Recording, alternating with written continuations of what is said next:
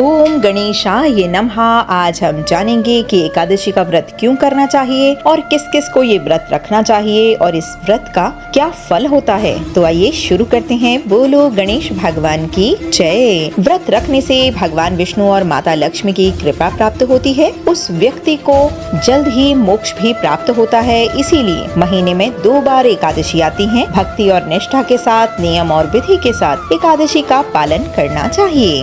वैष्णवों को योग्य एकादशी, मिली हुई एकादशी का व्रत करना चाहिए और त्रयोदशी आने से पहले ही व्रत का पारण करना चाहिए।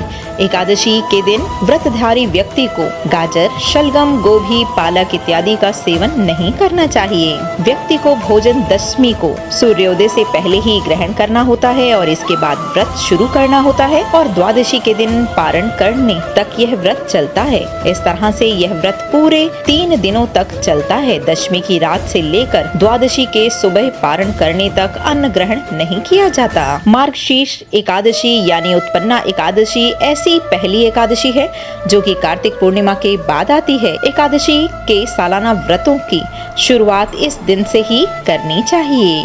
इसलिए वर्ष भर की एकादशियों का पुण्य लाभ देने वाली इस श्रेष्ठ निर्जला एकादशी को लोक में पांडव एकादशी या भीमसेनी एकादशी भी कहा जाता है। इस एकादशी को सबसे बड़ी एकादशी माना जाता है। इस दिन जो स्वयं निर्जन रहकर ब्राह्मण या जरूरतमंद व्यक्ति को शुद्ध पानी से भरा घड़ा इस मंत्र के साथ दान देता है, उसका सदा ही कल्याण होता है। यह मंत्र है ओम नमो भगवते वासुदेवाय।